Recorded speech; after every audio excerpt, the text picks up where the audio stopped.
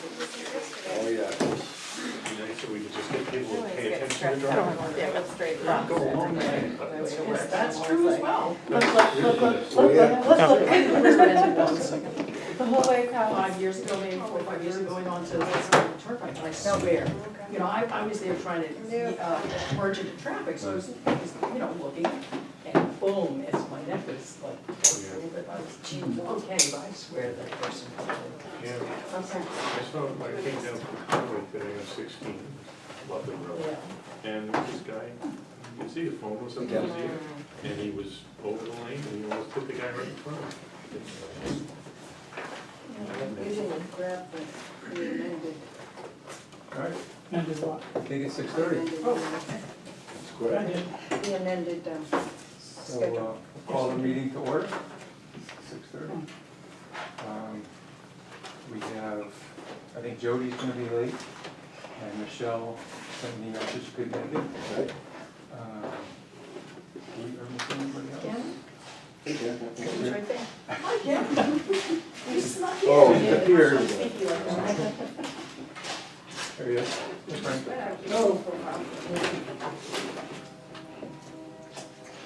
And Jody is stuck in Magdalene. There was a backup of traffic because there might have been an accident. I guess the first thing is to go over the minutes from last time. I went through them in red line, made some comments, some questions, just wasn't quite sure what the point was, if we could clarify it, and I think that Emily has done that, Yeah. and Suzanne has done that, and there are a couple other questions. I think Frank, I had a few questions. I don't know if you wanna go over those as revised, or did anybody see I circulated what had been edited this morning. Did you get a chance to see that? I didn't see today's edited ones, but I did see the originals. I'm a little confused with it. I have here, F. Roselli asked if the budget committee could not accomplish everything it needed to at the finalized budgets to present to public hearings on the school district. I think what you were asking at the time was, if you don't do it, can we have another meeting or something Yeah. like that? But it just, the way it was worded, I couldn't understand what it, Yeah, I think that's what it was. Yeah, what it is you asked if we couldn't come to a consensus, Couldn't find any of my cheat can we have glasses, another so I meeting don't know. afterwards? If we couldn't I think resolve maybe- it. because we're talking about- With relation to the school, yeah. okay. And I think it was whether or not we needed to have like a week notification, and since it wasn't a hearing, Suzanne mentioned it could be a 24-hour. Would we have another meeting after that? If it's a meeting, yes, not a public hearing. I just remember clarifying that we only needed 24 hours notice For a meeting, for a meeting. yes, not a public hearing. So is that, do we need to make that point? Does it help the minutes at all, or do we just scratch that one? I mean, what's the language you want? The language that I had was, all I believe I said at that point was, I know we need 24 hours notice for the meeting. I'll have it.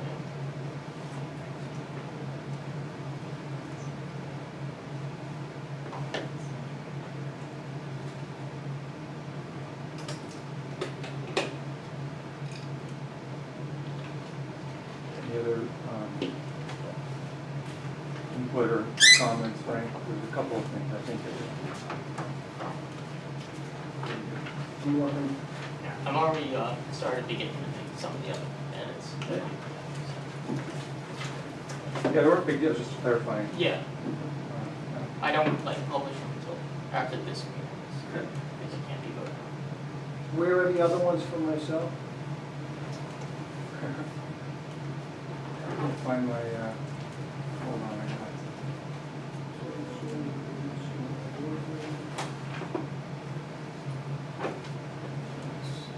Oh, here we go. Okay, Frank Roselli reported to Dan San Diego, stepped down as commissioner, and Rich Whiteside stepped down as clerk, along with treasurer, Jamie, that should be Jamie Prenti. Frank Roselli reported that for 2 years, he had been a part of the Water and Sewer Department, and noticed that they had not kept them. had not kept changing operators, they had noticed that they, okay, what it should say is, I noticed that they had changed, they kept changing operators. You could say that we had lost several operators. Okay. Okay. More delicate. Yeah. Yeah. What was the Which last led name? to some problems with the state. What was the last name? Jamie? Printing. Printing. Printy.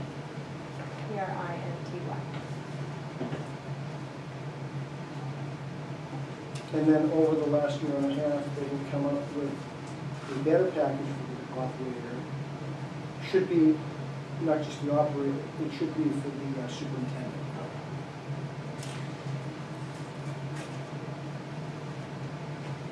And now we have hired a better superintendent. Who's more likely to stay. Do you have it up? So the next question was on F. Okay, then Frank Roselli then spoke about older homes, how they are reaching more lead and copper below the limit into the water, and so the department is trying to produce the best water through chemical additives, so that the leaching problem does not get further.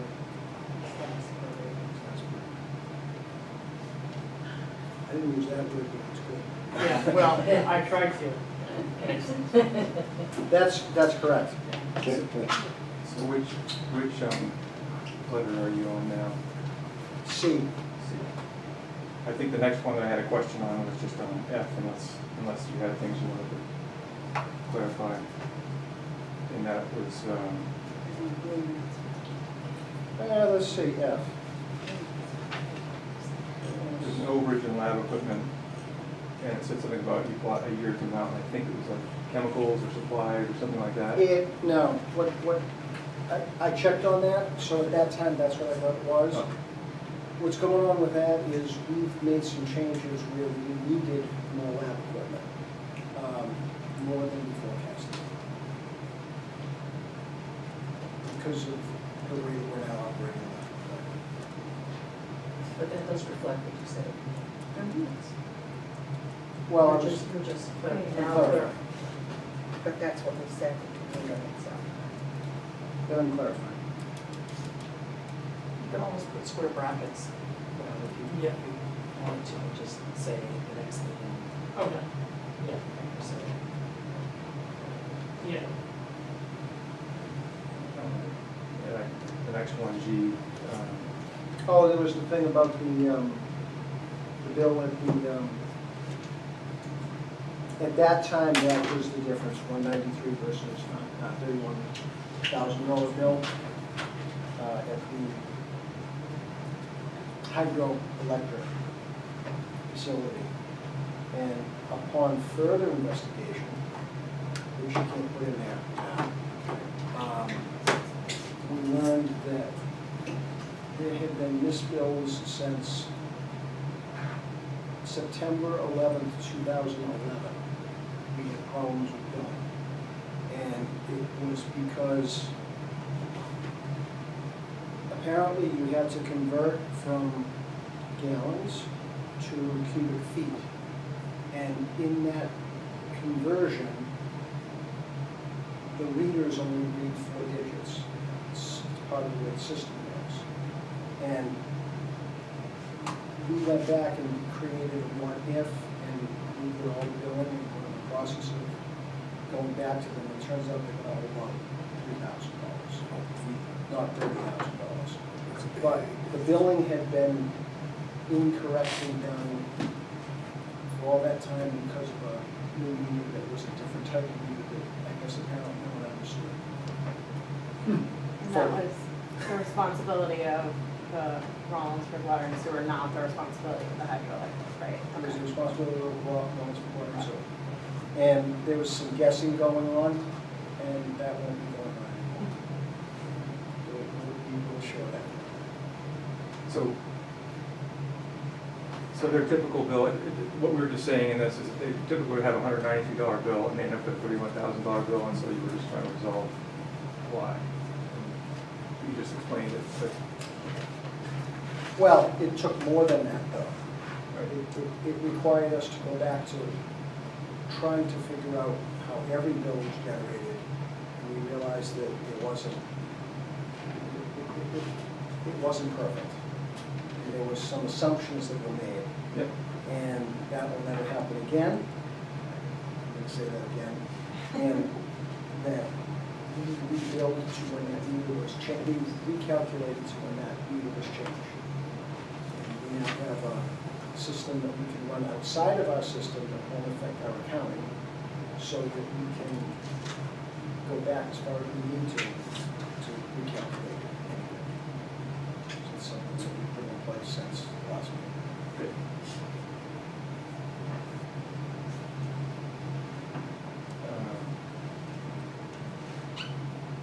I remember what my question was on this.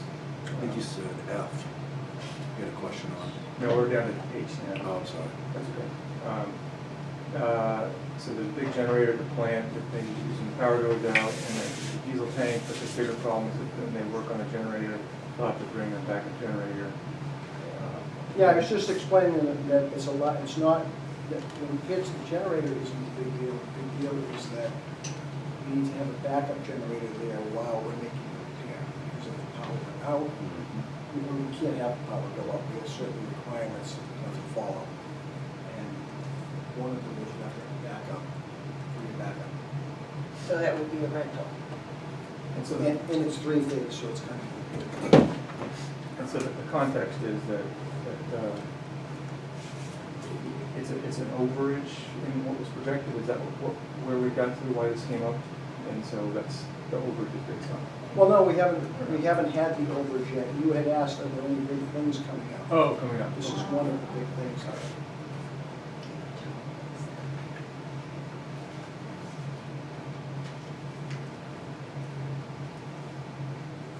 That would become next year's budget? That generator would be on the next year's budget? Yeah. I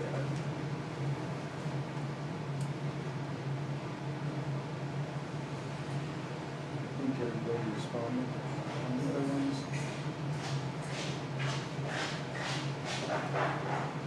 There's one that from Michelle that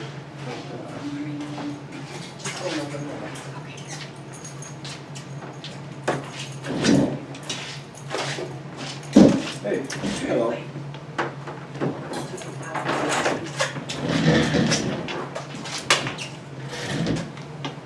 I don't think that, this was C under item 5, and I just wasn't sure what the statement from Michelle was. I asked her to clarify it, but she hasn't yet, she's not here, so I don't think it's important. We can just skip over to that.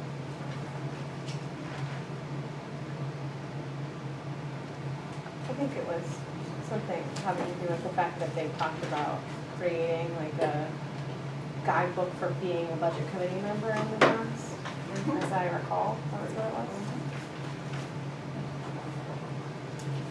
Yeah, I think that's exactly what it was. Talked about it. Yeah. Very important. So, Yep. I revised the next item down. I think we talked about having a sort of guideline or a list of guidelines, and Bill, I think you volunteered to take a crack at it, and I'm happy to help Yep. with that. So it's really, but I think we captured the conversation. Do we want to accept the minutes, or do we want to wait until we see them revised? I'm ready to move this motion to accept them. I'll move to accept them once revised. All in favor? Aye. Any opposed? The ayes have it. Yeah. All right, we accomplished something.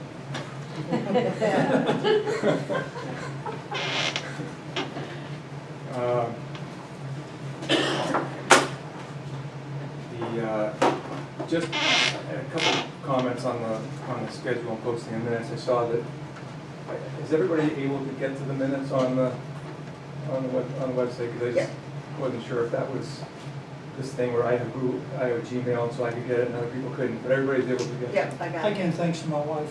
Okay. I tried, but it told me I didn't have permission once I went through and created it. So they didn't share with you.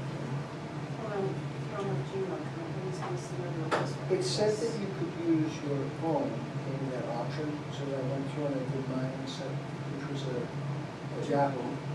Oh, yeah, you got it. So it said I could, so I went all the way through to the end and then it said no. It said that I didn't have permission from your end. Just send a request for access. I ran out. With the app. But here's the thing that said right there that pops up that you can say request, right? Yes. So I'll try it again. And I would love it if it was a version of the minutes we could have in one place, we could all edit and not have to print them out and have 5 versions, but if we do that, we have to convert it over to Google Docs, I guess. I think there's like 3 options, review, comment, or write, recommend. Yeah, I mean, I think, we can set the budget committee to be able to write, but I just need somebody, to say, yes, that's okay to do for the minutes folder. But the other thing is, the document, in order to use that the tracking feature that Google provides, the document has to be in Google Docs. And I don't see, at first, it's different, but it really works the same way as Microsoft Word. So if you keep it as a Google Doc, then you can just. You just edit while it's right down on the screen and And then. under recommend, Yeah. there's I don't know if all displays are the same depending on how you're getting into the drive, whether it's on an iPad or a browser on a full computer station. But somewhere it says mode or something, so it can be just editing, in which case it's not gonna keep track of what you've done. Or underneath that, it says recommend. That's what you wanna choose. I see. Choose recommend, then if you're going through it, you can either cross something out, add something, or you can highlight something and put a comment. Okay. And it will have the name of the user who's doing that. So I suggest that we make it so that the board can have access to that folder. They only have read access. I don't know, but I'd go back and look, and I'll give this group right access to the minutes folder. I'll let us know when it happens. If you don't hear from me, please do just remind me. Okay. And what you would have to do, Corey, is make sure that it's a Google Doc. What I do is I write it in Microsoft Word, then I just copy and paste the entire thing. That's It's fine. there. Yeah, that's fine. Yeah. That works, as long as the, Yeah, mine came up in Google Docs. yeah, so that's. I just have to change format. Sometimes the format I have gets changed. So next time we'll give it a try, but we just have one that's on, I think circulator right now. I don't know. No, it's not. I hate Microsoft Word. Good. And then will Corey let you know when they're up and you'll send us all the link Yeah. to them? Is that? Yeah, I how- think- I assume that you had the right access. Yeah, like you did before. Yeah. Just send an email to the whole board that the draft minutes are up, and then we can all know, we go in and. Yeah. And include a link to the document right there to make it easy for everyone to just navigate through the crazy. Yeah.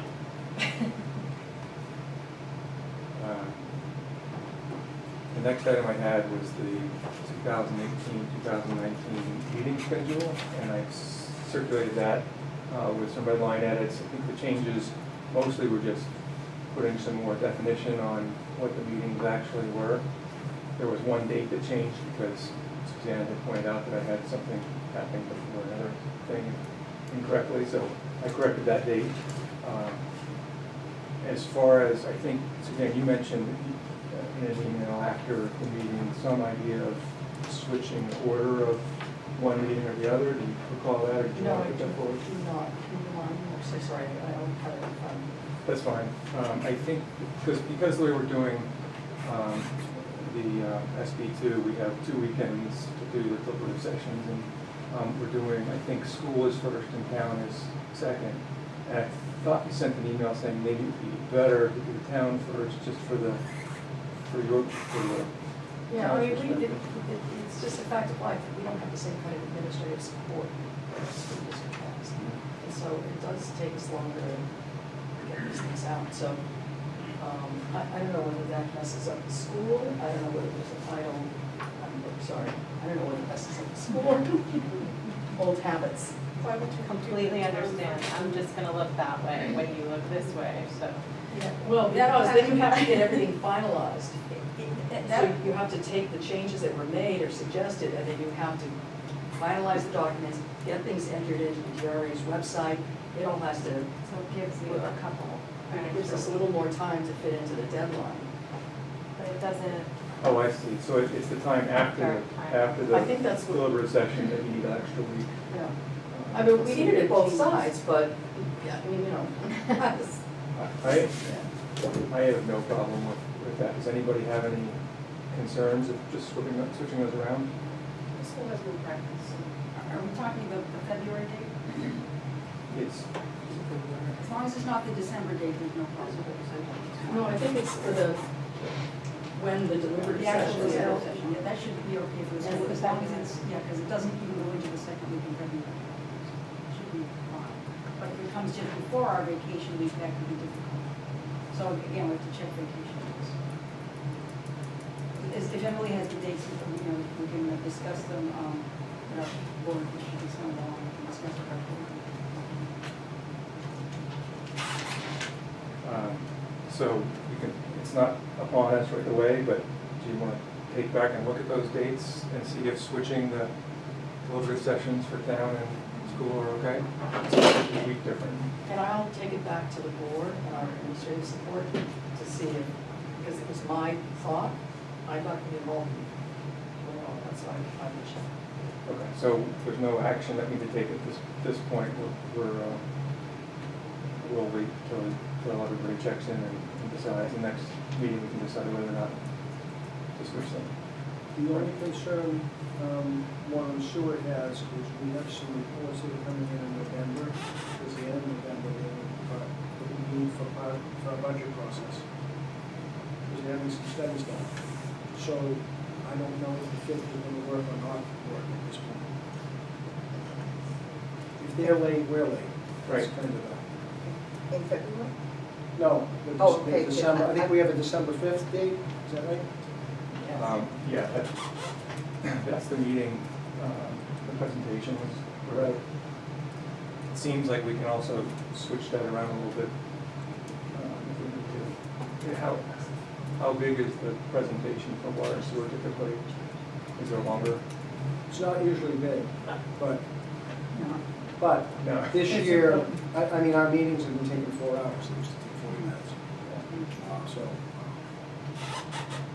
Well, if you want to. so I don't know when our budget's gonna be. That's fine. I just basically took last year's schedule and carried it forward for this year, so. Well, I think our presentation will be tiny, it's the work to get there. So I just don't know if the engineering firm will have enough to us so that we can have our 4-hour meetings to get to you by the 5th. That's the concern. I promise I'll keep our thing. I don't have a copy for The you. 5th is cemetery. 5th of November? Maybe it's the 12th? The 5th of December, he's talking about a different one, he's not talking about deliberative now, he's Yeah. talking about December. I'm It's talking about the the initial department one. presentation. Water and sewer. Yeah, Yeah. they were talking about this one. Yeah. So it seems like it could switch and even be in the department with the highway and town if you needed to more time. You could, I mean, that is the town is a big one, because it's the CIP, highway, transfer station, and the whole shebang. So it generally generates a bit of conversation, shall we say. Yeah, I'm sure the school one doesn't though. No. So that's the option. Yeah, well, it would be easier to have it than in the town. It would just be a long night. Yeah. Just, we need to, could the town be ready by the second? we're barely able to meet that, so. Yeah. All right. Well, let's see how it goes, Frank. Why don't you keep us informed? And if we need to push it off as we get down to the wire, we'll figure it out. Looks like it. Should, you know, when we had our meeting, we thought we would be getting our engineering report in September, October, now they're telling us towards the end of November. So that's why I'm concerned about. Okay. Maybe in October, when you let it up. I hope so. So the option is probably to push it into the 12th with the school budget. It is what it is.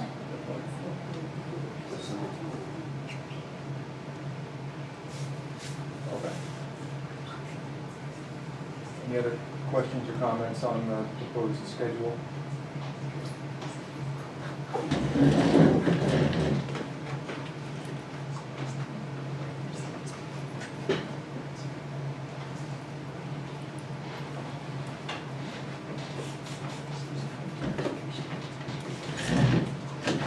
Okay, I guess the next item is the town quarterly report, and Suzanne, I'd asked that you made a nice summary, talking about where things are. I read that, and it all makes sense to me.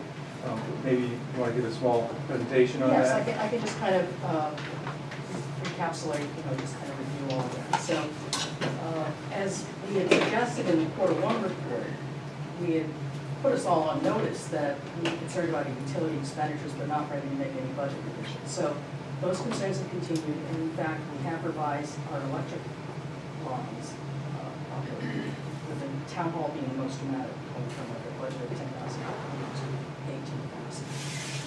So that was a pretty steep increase. And you'll see that throughout most of the electrical lines in the government building section, as well as the street lighting, which is in the section on its own. Do we know what's caused that? I know the rates went up 20%. Rates, I mean, yeah. That was just now. For I August, doubt that was there's what- like overall increase in usage in all of our buildings, so I just, it's the rates. I mean, the winter was, there were Yeah. some pieces to the winter. It's any heating and cooling, the cooling that took place in June. I don't remember that we had a particularly difficult time, but, so that's, Can you shop those streets? no. Resources,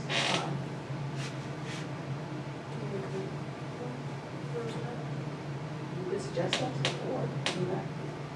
I think overall, it's not so much even the shopping, but it's how do we consider reducing our overall usage by doing LED street lights. There's a lot of things that you can do. I came here once and talked about an energy performance contract.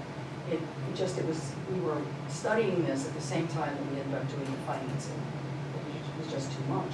So those, we formed a committee, an energy committee. It sort of really needed a heavy board presence in order to continue, and that just wasn't available. So, it's just hard to be in all these places, but energy is something where I think, the town has the ability to look for opportunities to save money What's the total energy cost, electric, across all of our across buildings. all of them? We'd have to go look at the report. Because the reason I brought that up was just last week, we chose to go look for, EH or whatever. And for us, it's gonna be about $25 difference. So if you take your bill, cut it in half, and then take that half, you can save at least 25% off that half. How long have you been on it? We haven't, but I've been in the home for several years. And there hasn't been any, As long as you set up the guidelines so we can notify, there are no bills, because they now have to notify you. Each year, it may be a different rate, but You negotiate. can lock it in for a year. You can lock it in for 1, 2, or 3 years, depending on the people, but the way you get in trouble is if you don't set up so that you do a reminder, because you can lose a good amount of what you saved in just 1 month. So that's the, They just revert jack it up back. for that 1 month, until you figure it out. So, yeah, you need the resources to, Providers, American Power, and NEH, just so those are helpful ideas. that could help. Yeah. And take them back to the board.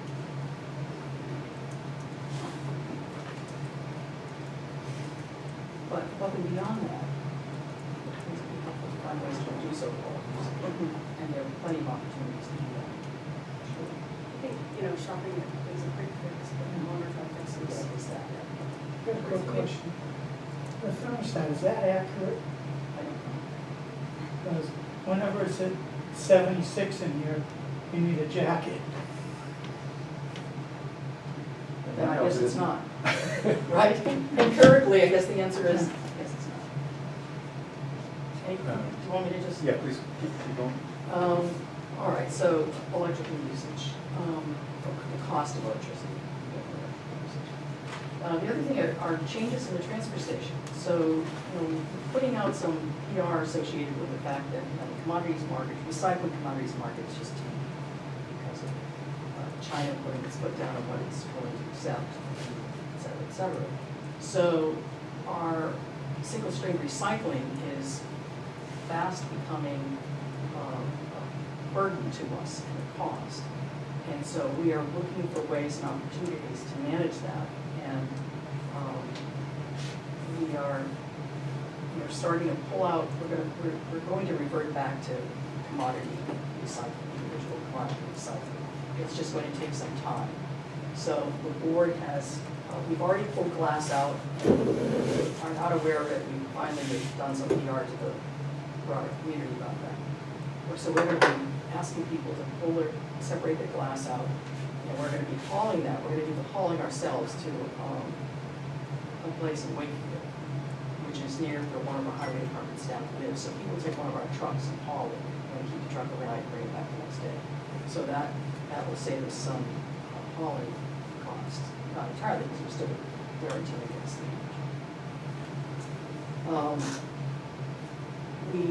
the board also authorized just this past Monday, we've been looking at the situation, the purchase of a baler in order to bale our recyclables, because the more condensed you can pack that truck, the better off you are, fewer hauls. So the baler, and currently we couldn't afford it out of this year's budget entirely. So we entered into an agreement with Atlantic Recyclables, and we will be renting it for the remainder from roughly September through the end of this year, and then the first 3 months of next year. And then likely via a warrant article, ask the town to consider purchasing, coming up with the money to buy the rest of the baler. And the arrangement that we have with recycling is that this monthly rental will come directly off the initial purchase price. We're not paying any interest on this rental, it'll come off the purchase price. If the town says no, so we're not burdening a select board of the future. If the town says no, Atlantic Recycle will just take it back, and that's the end of our payment. So that's where that stands. We again authorized this. Atlantic Recycle, it's refurbished, it's not brand new. We will be able to use a skid steer in order to load it, which is good, but it makes it a little more expensive because it's a slightly bigger thing. So the total project is about $23,000, I think. The baler itself is just under 18, I believe. But we have to bring electrical power in, we have to have a concrete pad and those kinds of things. The associated costs, like the pad and the electricity, we're paying for out of this year's budget. So the only piece that we're pushing into FY19 is the rental of the first 3 months, and then purchase of the balance if the town approves in April. So that's where that part of the recycling things stands.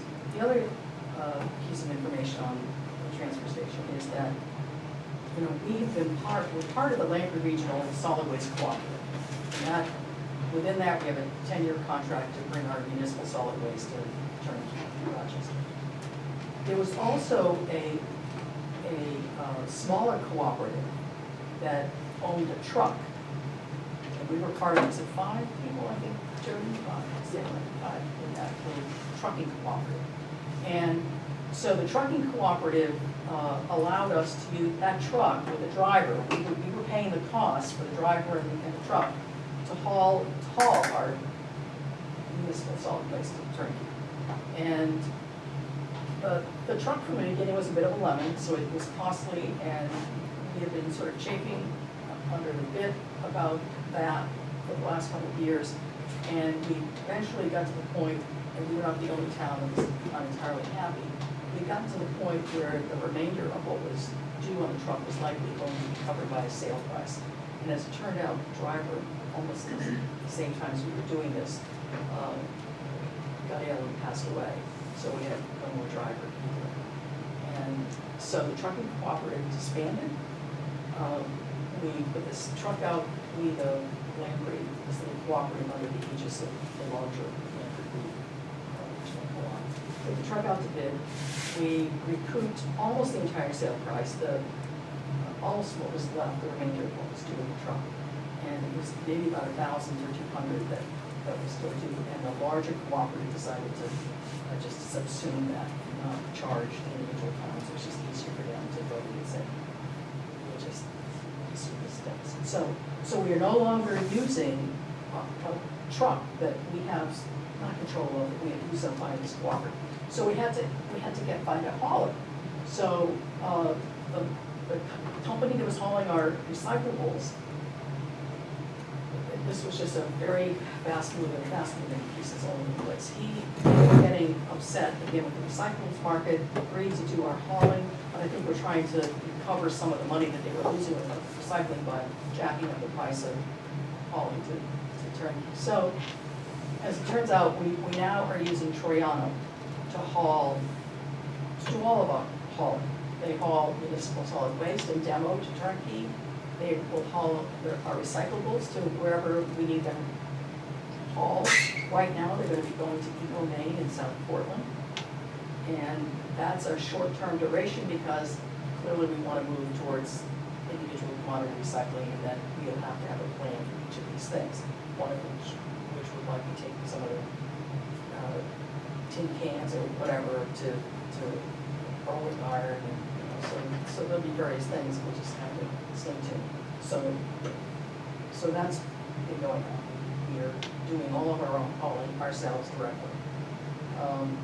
That, you see that as being sort of a temporary thing until the single stream recycling gets set, and then there's a new regime of hauling, or do we have a different cost item that we have to think about for hauling next year? Good question. So I think what I meant is that hauling is no longer part of the contractual obligation of other towns.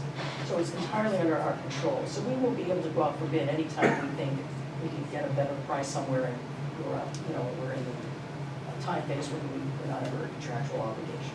So that's our advantage, to sort of check in with the marketplace from time to time.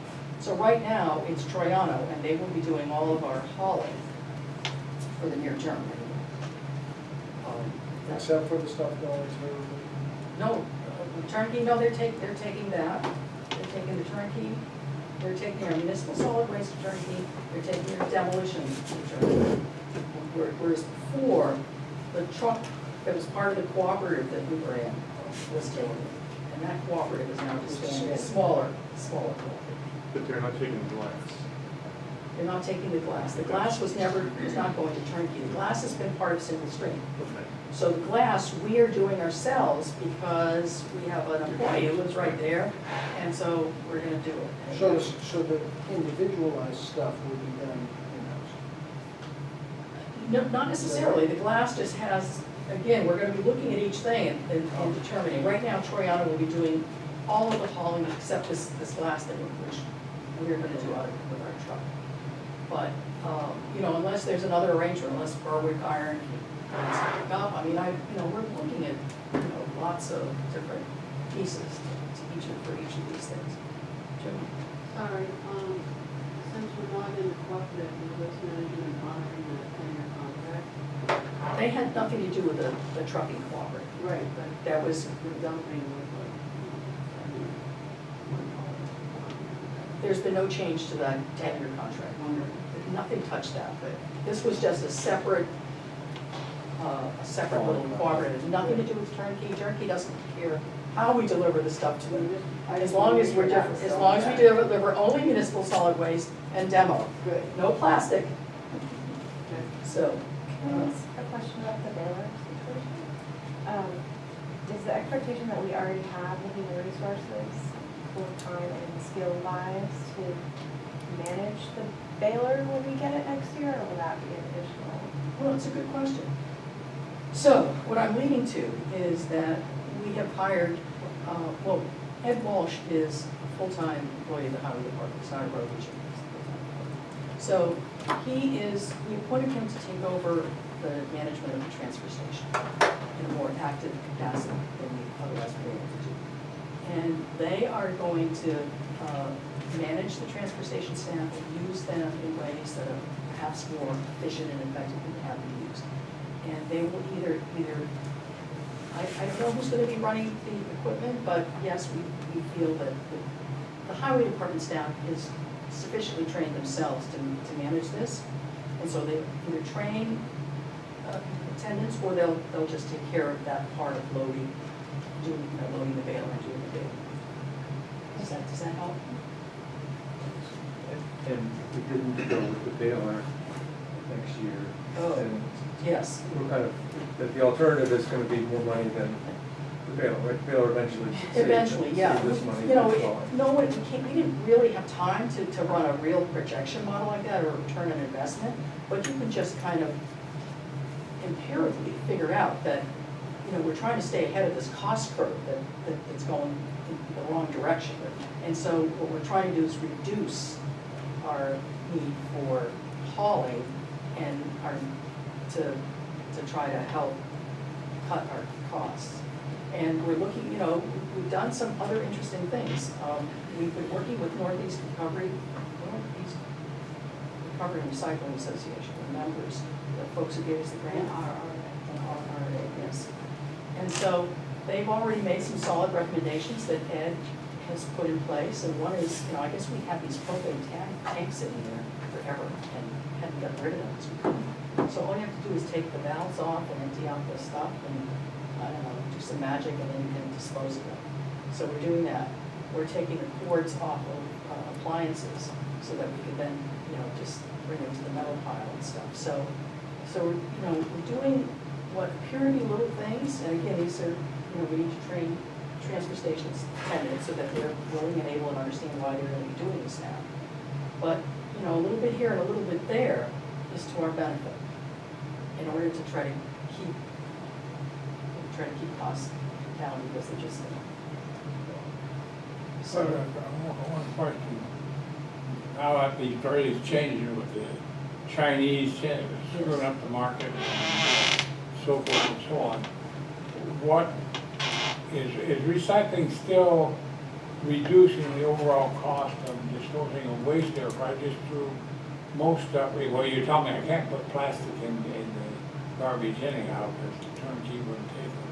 But what's happening to the economics of recycling, the disposal portion of recycling? Well, clearly, single stream recycling is becoming less viable economically.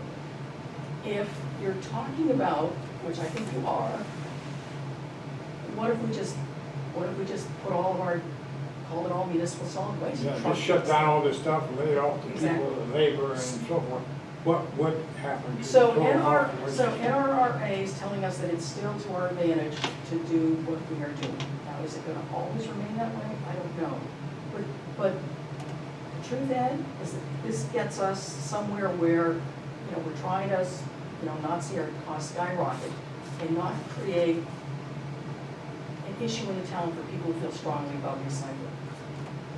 It helps maintain the status quo on recycling.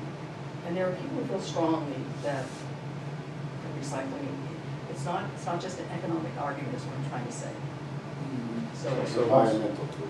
Once you stop recycling and people stop being comfortable with getting back to training. It's going to be more difficult, absolutely. And who knows how long this is gonna be, the market got upset in China, so. But everybody's in the same boat, I mean, it's international. I mean, I was happy to start hearing it, on radio and on the news in various places, because it helps when you start bringing it up with the town. They can say, oh yeah, I quit that. Chuck? Okay, I got two questions on the bill. What's the life expectancy and what's the guarantee on it? How long is it? Well, we'll Because have it's a used. maintenance contract on it, so it'll be maintained by Atlantic Recycling. They've been good to us, you know, they're local, they're right around the corner, they want us to succeed. So I'm not sure exactly what warranty is on it, usually on a refurbished, it's not at all. So just trying to figure out the life expectancy. It seems to me that when that's put forward as a warrant article, that those types of questions would be laid out, like this is the forecast Stuff of that what's we gonna wanna save, know. here's what the costs are gonna be, here's what the life expectancy. That seems like a question that's really for, Yes, and this is, you know, we've had to kind of scramble to get us to this place, so, but hopefully the board will have time to do those very things, because they're helpful. They're helpful in trying to get the town to come to a decision about something else like this. Yes. Will that be placed on the CIP's budget? Is that something? No, because, I mean, it's gonna happen right, it's happening now, so the replacement, yes, you know, once we've determined when we might need to think about replacing, we'll go into CIP. Is it gonna be a warrant article? Is that, it's likely gonna be a warrant article. That's the other, instead of part of the CIP, it's a separate warrant article. your second question, Charlie? No, it was both from one, Okay. guaranteeing life Oh. expectancy. Although I suppose, you know, now that you raise that question, it's gonna be the board's decision. I mean, they could put it on the CIP for 2019, and then it would be enveloped in whatever the sum total is. The CIP recommendation was select board, Yeah, I don't know that this, was it even part of the discussion? Because it all was happening The bailiff contemporaneously. for CIP, not that I recall, no. Yeah, it was, you know, it was like, kind of like happened just quickly. I'm just looking at my notes in the transfer station, make sure that I sort it out. What I'd suggest, Corey, is that you attach the notes that Suzanne has included with the budget as part of the minutes, because You want me to put that like at the end, like some big Yeah. long footnote? just, well, I would just Or attach it handle. as a, Attachment. Okay. How would that work?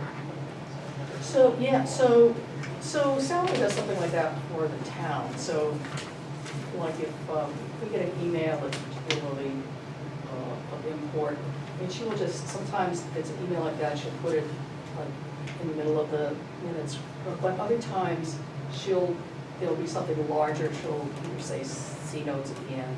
So they just, you know, Okay, yeah. after meetings adjourned, there's a solid black line or something. Yeah, feel free to run something by me if you, I do this. yeah. I'm just trying to figure out the format, like, didn't know it. Or like, you, I'm sorry, I have a question just before we move on to the next subject. So if the town hall electricity is only expended at 32%, why, what was the cause for increasing it by $8,000? If you take whatever we expended through June of 2017 and look at that percentage of what we finally expended for the year, and you take that percentage and you transact it against the figure of June, that's what you get. What was the year? So, you know, what percentage is whatever we have expended in 2017 in June, what percentage of that, what percentage was that figure of the total? And I'll take that percentage and divide it into what you've already spent, and then now you get, I mean, it's a way to project, it was just illustrative when I did it, because I went, oh my goodness gracious, now, will we hit that? I don't know.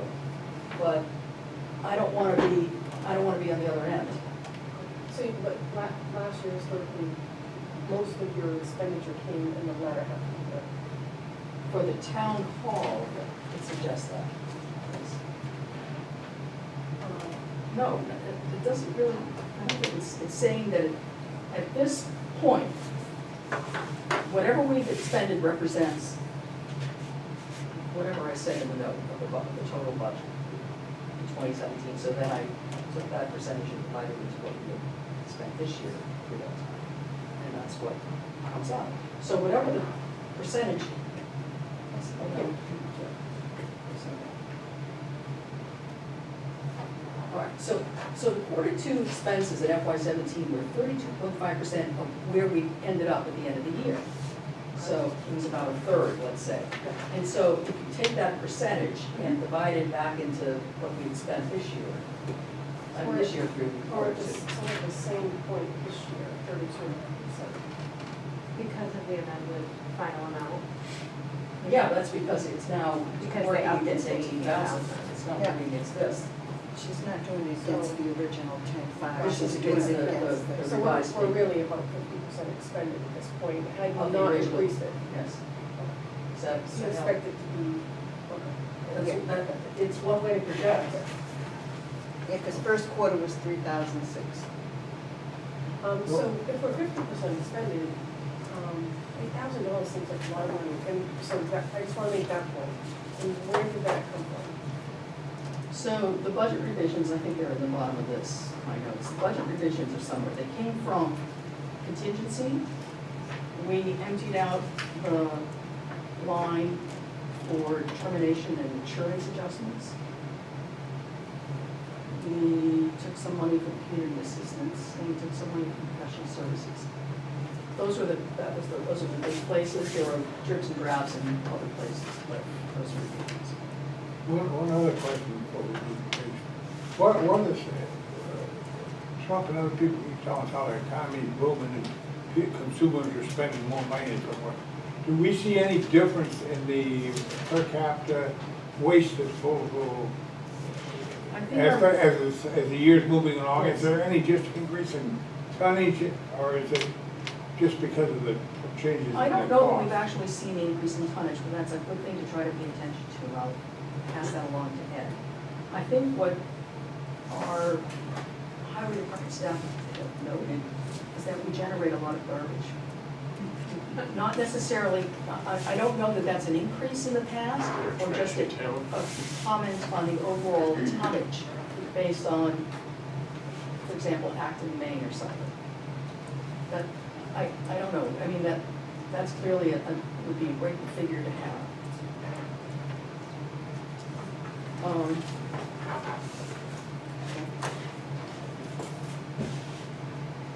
Let's see, I'm sorry, I lost my place. Oh, maintenance, okay. So maintenance of town hall, we've consistently under budgeted town hall maintenance for a year. I mean, really under budget. Things keep happening. And so what has happened recently is that we have a large backup generator. It's large because it's the backup for the emergency operations for the police department. So we have a large backup generator that apparently has not been maintained in any kind of regular fashion. And so when somebody looked at it, they suggested we really need to do a complete overhaul in order to prevent or having to buy a new one. So that cost about $2,000 to do that in maintenance. Whereas replacing the generator is like a $60,000 machine.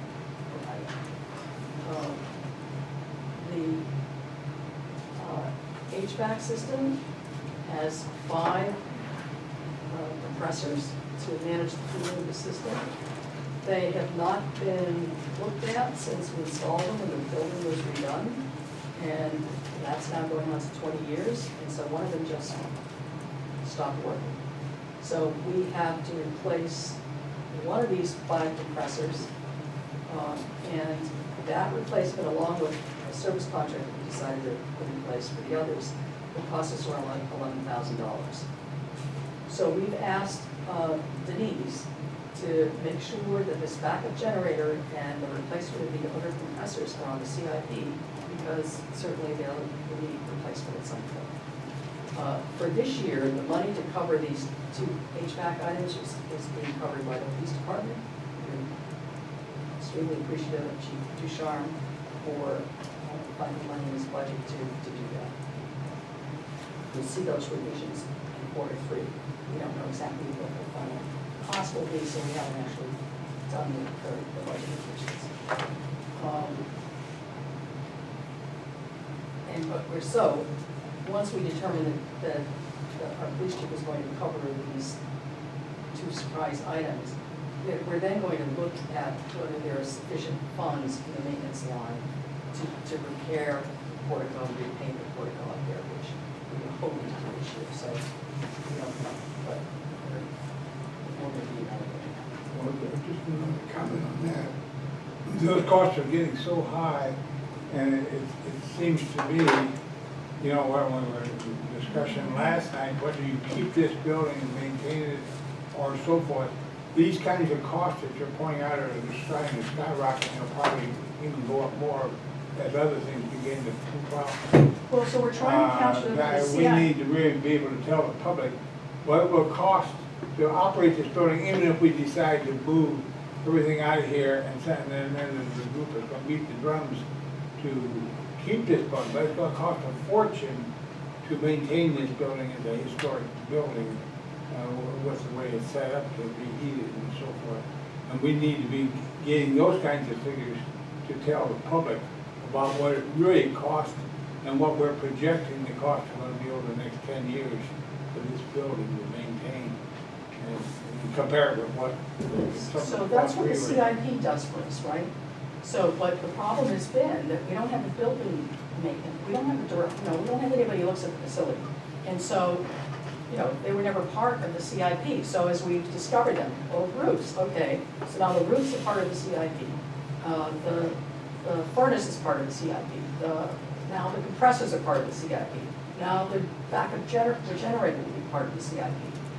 And that will give us a picture of what those costs are, and I'm sure there are others that we will have to pay attention to in this building, as well as the operational costs, which are also not. The only point I was making, in the short run, somebody's got, going to do this, not only you say, well, eventually we'll get a CI process or spit this stuff out, but we're going to be asking people to think about making some serious decisions on other things, about the police station and so forth. And we really need to get a lot of other support data, because people, there's people on both sides that are well-meaning, but. Yeah, someone has to get supporting data, I understand, absolutely. So there was some discussion when they hired, the school hired the building maintenance person, that they could be potentially shared. Whatever happened with that?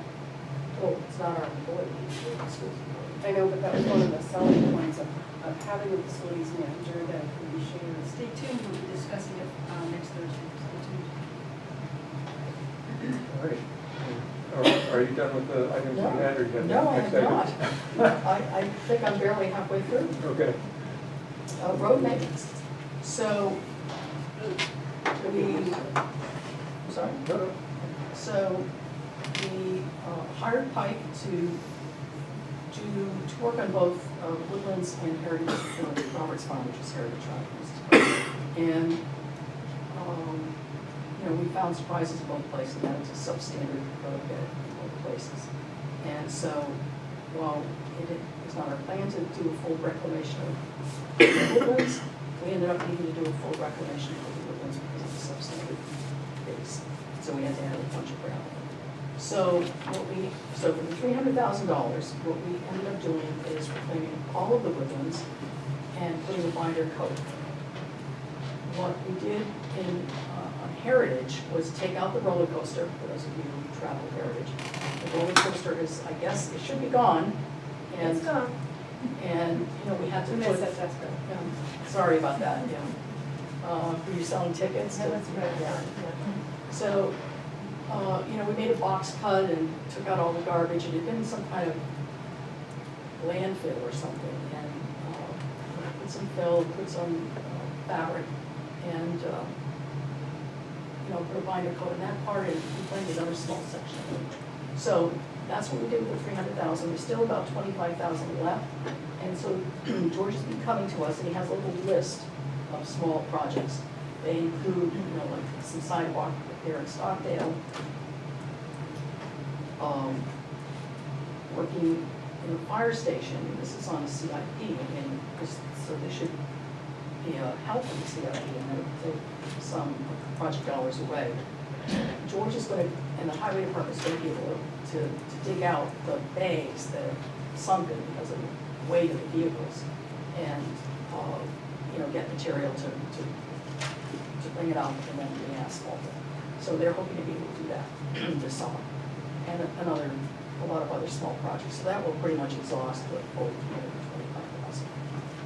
So So question on, because they did a full reclamation and the binder coat, I'm assuming that they didn't do as final a job, or maybe you alluded to it in your notes, they're gonna have to do more work there than anticipated later, or is that?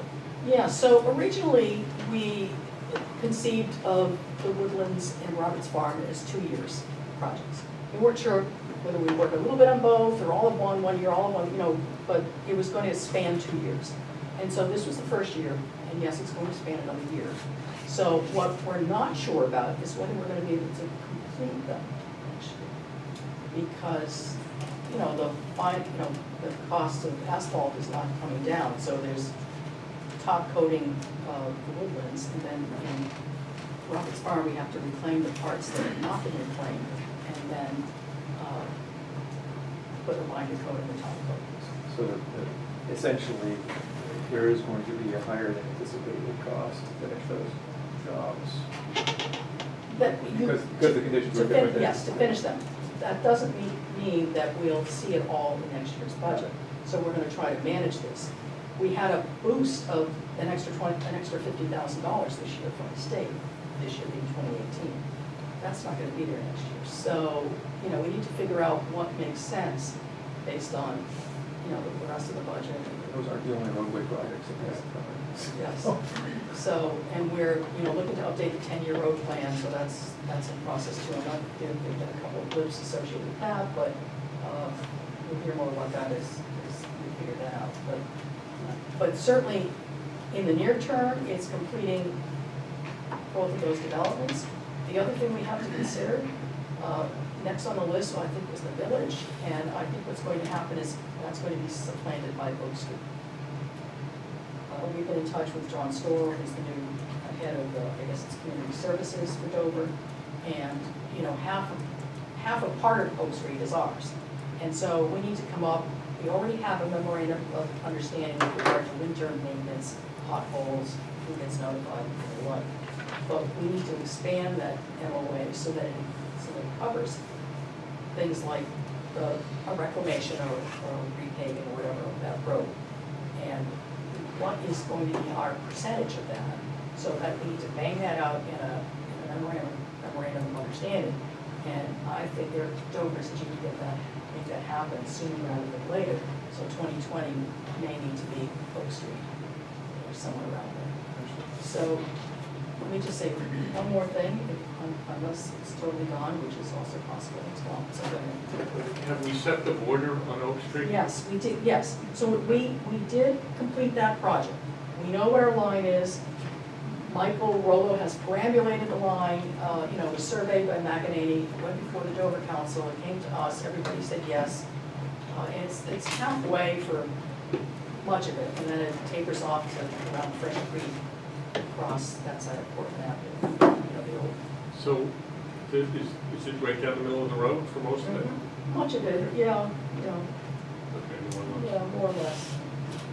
There's some odd changes, but this memorializes it, and once it fall. Those are the other smaller projects that, where we should know that we'll be working with road funds. We're gonna publish them, but they're, a couple of sidewalks on Stockdale, Locust and Maine, there's some issues.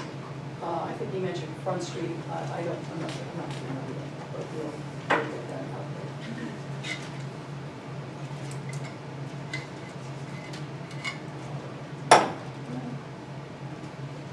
there. We had some interesting news on the culverts on Sligo Road. As you recall, those are our two big remaining culvert projects. These are ones that, you know, would likely require engineering, would likely require some bigger bucks than why we have the culvert funded. So the northernmost of those two culverts, the one that's on a one-lane road, is, you know, with some help from the Aikman family, George and Edward and some of the Aikmans themselves were able to dig out and get the water to start flowing through the culvert in a better fashion so that it no longer flows over the road. We've had to close the road in some of these big storms. And we've had a few big storms in the last couple of weeks, and we did not need to close the road. It's flowed through the culvert. There is a plan for solidifying it that will become a little bit clearer as we get closer to figure out what we want to do. But we're probably not going to do anything this year. We will ask for more money for the culvert fund for next year. And so we'll have the 10,000 in there, we'll ask for some more money, and but it looks like that's not going to have to be a total replacement, which is what we were thinking we were going to do. So that's really good news. And the one that's closer to Pitch Hill, which is the one-lane road, has also been a concern to us because the work that was done to make it one lane is not going to last forever. It's going to not be maybe a 5 to 10 year solution to the issue. So George has been talking to our Hoyle Tanner engineer and is coming up with some ideas that, by the way, we are really lucky in our highway department. Yeah. They're inventive, they're good problem solvers, they're pragmatic, they have a do-it-yourself attitude. They've been great. So they're working they're trying to figure out a way to reopen that as a 2-lane road without costing us complete, arm and leg. So, well, it's not going to be ready. The thought process is ready for next year. What I think may happen is that in 2019 we have a plan for the northern one, and it would probably be around $10,000 to $12,000 a month. It may not be that much. It kind of depends on what they discover. That's the culprits. Also, we did give a $1 an hour increase to Ed Walsh because of the additional duties that we asked him to take care of the transfer station.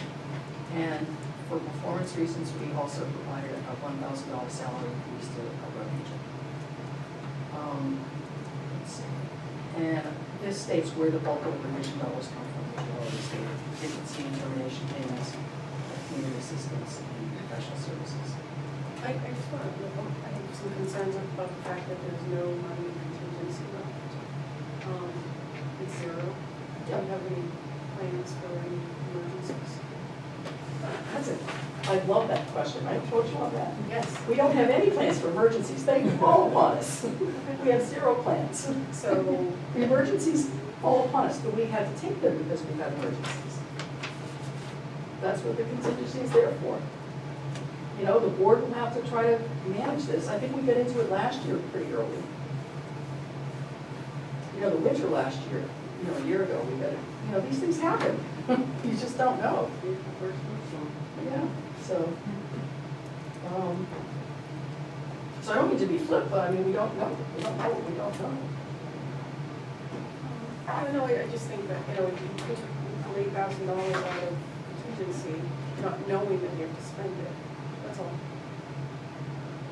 Well, we had to last year as well, because of the winter expenses, so it was gone pretty much by this time last year. But thank God for contingency, that's what I say. Unlike California, though, we don't plan on any major forest fires. No, that one we don't have to worry about. Not to date anyway, don't jinx us. So, Summer Rec. We continue to be pleased with the programming for Summer Rec. It gets good reviews, people are happy. We're still working on processes that provide the best level of financial oversight and control. From a budgetary perspective, we have fewer enrollees in both camps, I think, than what the budget had been prepared with. And so we will get less revenue than what we had planned. We'll have fewer actual expenditures, but I think the early reckoning is that our expenditures will still outpace the revenue by $2,000 to $4,000, I'm not sure exactly what. So we'll have to, that will be covered. And Denise is going to be working with the rec committee on the 2019 budget, so I think that will help also keep the budget, help to keep it as a more realistic kind of a budget. That's it for expenditures. I can go on to estimated revenues. We have a couple of things that we're concerned about. Again, the recreation will not be recovering as much revenue as expected, so we're looking at that. Police detail, we unexpectedly lost much of the detail work from the town of Lee. So we're also anticipating a shortfall in that revenue line. It could be as much as $20,000. This office is salary. No, our officers do detail work for, it's outside of their regular, Lease paper. yeah, Yeah. yeah. And we'll hire them if we need some flagging on a, like when we did Foundry Street and Bear Road, we actually hired a police detail from our town to do it. We didn't do it for other developments, we did the flagging ourselves because they're not major roads. Yep. So, you know, they budget what they think they're going to bring in, and we happily put that on the revenue side, and nothing's happened, and that was unfortunate. Did they lose the contract? Something happened, and I mean, it's just, so it wasn't for performance or any reason like that, it had to do with the town of Lee, not with us, and I saw them at Star, so it was not doing that now. possibly. 2 weeks ago, so it's Christmas too sharp. Yeah, maybe that was always part of the, Yeah, I don't know if I he was don't doing know. both or not. yeah. So I don't quite understand, if they're not working any overtime, or they're just not getting overpaid, why is it costing the town? It's a loss of So- revenue, it's not a cost. It's a loss of revenue, this is, The margin you got over for administrative cost. oh, yes, but even the whole thing, so we Well, have then, detail, yeah, but- we have detail work in its own line on the expense side, and we have the anticipated revenue, its own revenue line. And so, we're gonna have to cover the expenses, whether there are expenses there or not, we still have to raise and appropriate it. I mean, it stays in fund balance if we haven't spent it. The real issue is the loss of the revenue that's over and above the expense. Well, I don't think we should be using overreach on outside detail to balance our budget in the first place. So if we lost it, it wouldn't make any problem, but boy, that's dangerous, assuming that we'll have. I think outside yes, detail. I will agree with you, I don't think we'll do that again. It was, Well, yeah. that's Yes. kind of a budgeting process. It- I don't think it you was want a- to depend on outside. Yes, That's I a wish you would- surplus I above wish- which would give you flexibility to do something. Right. If we did get it, it wouldn't create a crisis. yes. How big is the number that we lost? Right now, it looks like it could be as big as 20,000. But is that 20,000 and then whatever their salaries would be comes out of that, or is that 20,000? No, that's on the revenue, that's on the That's on the revenue revenue side. Yeah. It's on the I got revenue it. side. But then we wouldn't have to pay the officers because they wouldn't be working. They're not working, but we had budgeted that as well as the 10-15% over that we, because when we bill for the detailed work, we bill a standard. Right, isn't that the Right. fee that we get? Yeah, and so, well, we budgeted it, so it seemed like a good idea, it seemed like a good idea at the time, and it's not a good idea. So that's the takeaway, is that It's not a good when we idea. prepare the budget for next year, we shouldn't be relying on that. That'll be, if we get it, it's an extra. It just stays in fund balance, and that's Agreed. lovely, and. Contingent. Yeah, but you can't mess, you can't, the revenue and, the revenue and the expenses just don't mix. All right, other items, the board is reviewing the resident tax and the property inventory survey, and may stop either or both of these processes. The result would be a reduced revenue from these individual tax lots, but they're tax lots, so they would just be distributed as taxes in a different way. Why did you do that? I don't know, the board hasn't done it, they're considering. Well, there are only 2 towns in the state of New Hampshire that still do resident taxes. There's a cost to us to do it, and there's an administrative cost, and residents don't care for it. So, I don't know, I mean, if you feel strongly about it, I would say, we're sending an email to the board. Because all of the renters no longer have to pay that, and it falls all on property tax owners. Yes, it's $13,000 that's distributed across the tax base.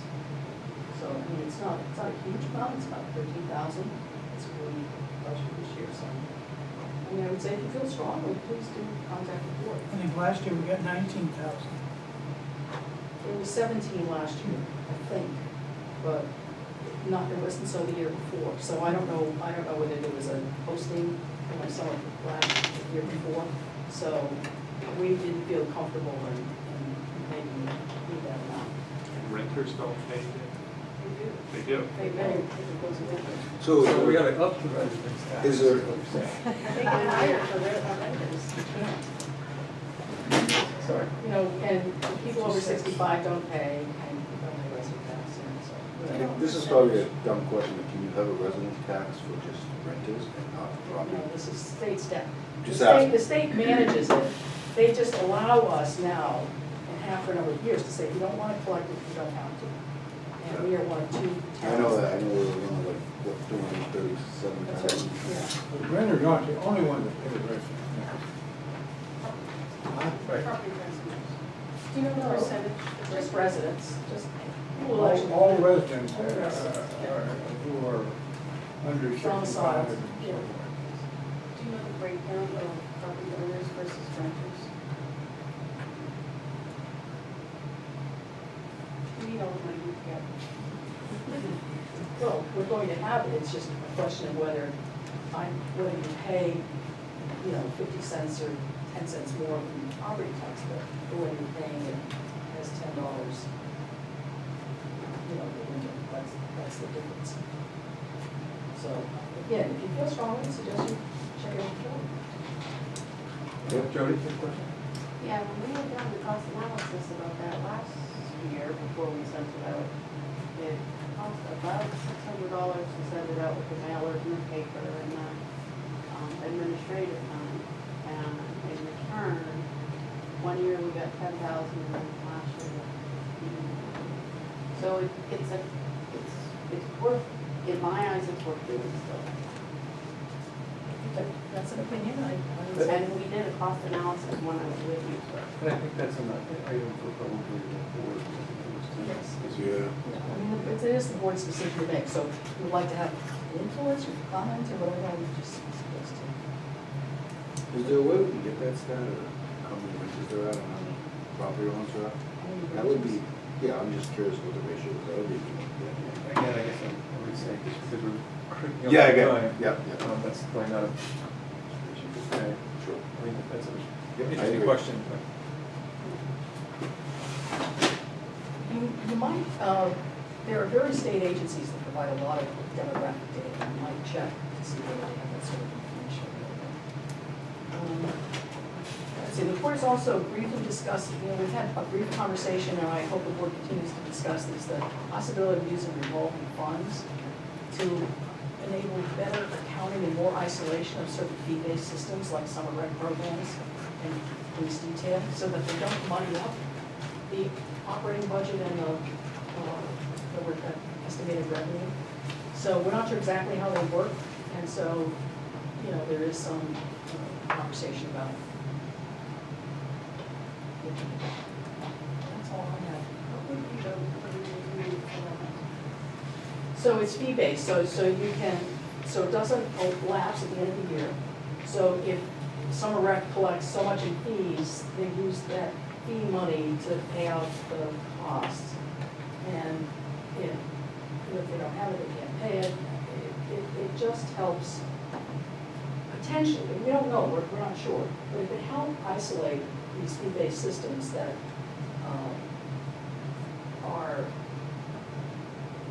that are giving us a lot of financial oversight and administrative cost of this that we might have to get everybody to manage that.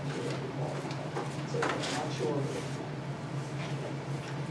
But how many hours of bookkeeper time and so forth is involved in that? And we're used to start monitoring each revolving fund. That's a question of what the cost is. We're doing it now out of our own, so there's just a lot of financial oversight that we're having to do with rec because of how, you know, there's a lot of activity, there are a lot of people doing things. And so we're looking for a way to make that more streamlined. Is a revolving fund the appropriate way to do that? I don't think the board knows that yet. So but clearly that we're trying to reduce two things. I mean, we're trying to reduce overall administrative support for time, but also look for better accountability, perhaps. So, that's it. Thank you. Thanks. Emily? Hey, we've got questions. Oh, sorry. I thought we were all running out of Yeah, questions. I thought there was questions that we were going. It's time for questions. Okay, Charlie? Oh, line item questions. Yeah, line item. Okay, sorry.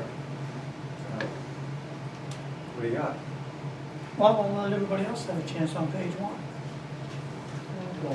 We'll go page by page, no? Why don't you just pick items that you have Okay. and just bring up an issue if you have it. after we Okay. read it. I'd ask in general when you come to the Not a meeting, problem. that we just look at it ahead of time so we can go a little quicker rather than page by page. Okay, line 30, town clerk siphon. I'm confused by that. Okay, in March, I mean, there's 3 elections, there's $200 each election. In March, there was $200. And now, it's $335. How come the change? I don't know, you can try to find out, obviously, we're not gonna spend the $600. There were probably there are a lot of hours for town-related elections, and so maybe we should really request for a stipend. I mean, if it's, we're not gonna overspend the line, $600. Oh, it just confused me.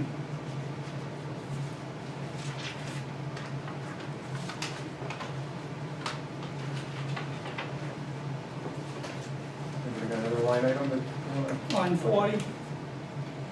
Michelle asked this Which question. line is it, Frank? Line 40. The reason I'm saying is because when the notes came through last time, I was having a hard time figuring out sort of which issue was which, so if we have the note, you know, which line item it is and we'll record it. On line 40, Michelle isn't here, so I'll ask it. The voting booths, they were budgeted for 700, and they came in at 925. How come? They were more expensive than we anticipated. Well, see, what confused me on that is in March, there was a PO for $700. And then we never hear anything else until we get the budget at So the 925. invoice came in at more than $700. It was never brought up that it was overage at a select board meeting. When the board had approved the idea of the voting, I mean, you know, if it's the process that's of No, concern. no, I thought there was a certain percentage over that you could But I go. would say that, well, you know, until the auditor slaps us on the wrist, I mean, you know, we manage this on our own. So this is less than the threshold of some of the purchase orders that we're trying to concentrate on. So it didn't rise to the level of a problem with us. Okay. I won't ask anymore. So the voting was, came in at 925? Yes. On line 60, which has always been over the years, why it keeps going up. Why did the payroll services go up? We're writing more checks, or they raised the cost per check, or Yeah, what's going so on? so we may not have needed to raise it, we didn't raise it by very much, but we get a big spurt of activity and therefore invoicing from paychecks at the beginning of the year because they do W-2s. And so it was a little, and then the contract is such that the pay, an increase in price happens mid-year, June. Excuse me, so rather than run the risk, you know, where we were doing all of this budget revisions anyway, we decided to play it safe and to increase it. But yes, we do have more people, there are more people who work in summer rec, so that is increased the number of paychecks. We have, you know, an extra person at the highway department, an extra person at the transfer station, so that's what it is. Line 65, termination payments, insurance adjustments. So that's a new line item that wasn't budgeted last year, but we budgeted 5,000 this year. What were you anticipating? So that was to cover, so if we have a full-time employee that terminates, we have to pay the accrued vacation. And we have no mechanism, we have no fund to do that, so it comes out of our operating budget. So we thought we'd be better off budgeting for that. And if if a single employee gets married or changes coverage, that practically doubles our insurance costs. And again, we have no line that takes care of that. So that was why we introduced the line. I've talked to the board, I don't know if they'll decide to do this, but I've talked to the board of setting up a reserve fund for this. You know, rather than trying to raise 5,000 every year, and maybe we use it, maybe we don't, set up a reserve fund that builds this little thing up to, I don't know, something, $10,000, $12,000. And then we just sit there and it only needs to be replenished if we don't use it. But that was the intent in that bond. So you're not planning for any terminations or insurance adjustments for the rest of the year? Well, I don't know, we don't know until it happens. Oh, zero now, so. It was non-existent in the past.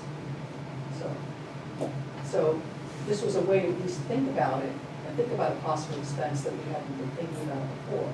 So I think it was a good idea, it remains a good idea, but we have to look for money somewhere to cover some of our, some of the expenses that we would do in the electric usage and that sort of stuff.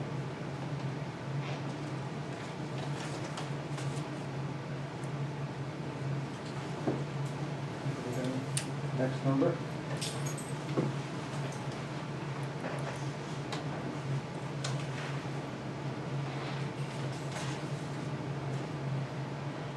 Charlie, if you have them. Nope. No, you all set? I'll get the same answer, so there's no question. Okay. All right then, I guess there's no more questions, or do we have more questions on the budget? We can move on to the school. All right, and I think we have an updated budget report. It's only a couple months beyond what we reviewed last time, but, so I imagine there's gonna be major changes in that. I have one question. Can you tell me where we're at for revenue for building permits? And there's a revenue sheet there. It's at the end.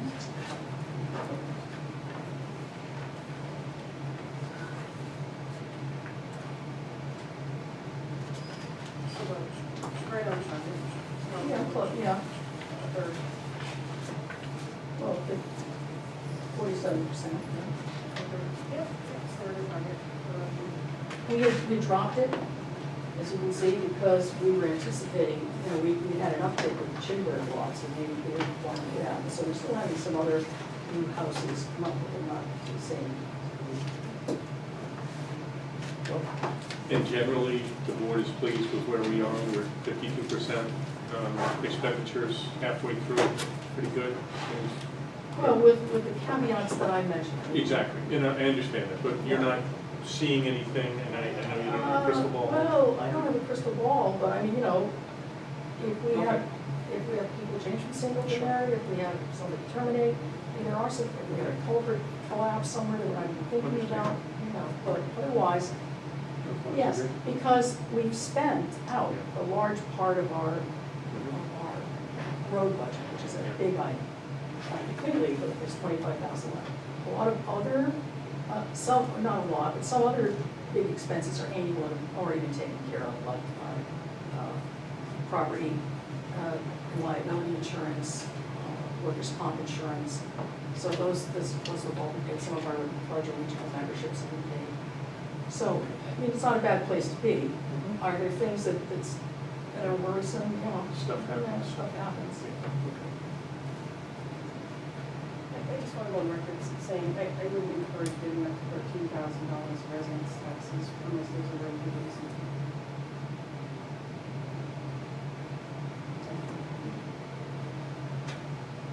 I would still, please do that to the board.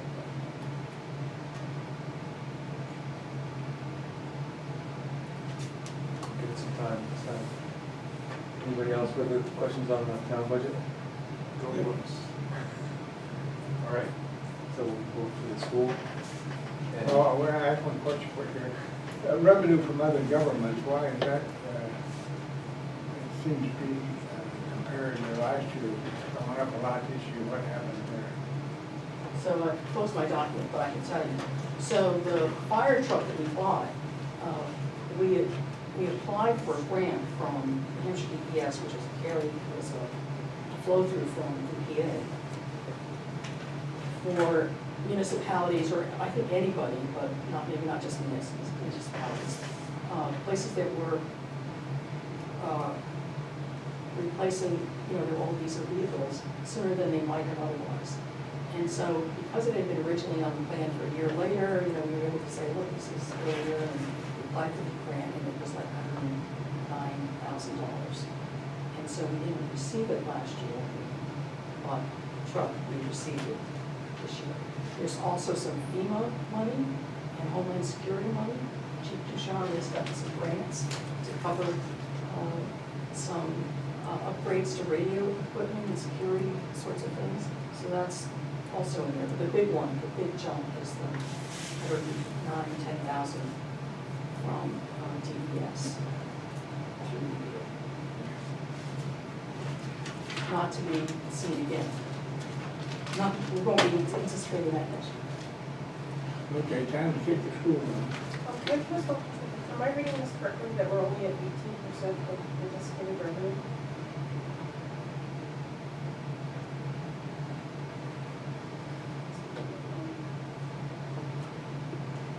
Oh, no. 51%. Never mind, disregard. Okay.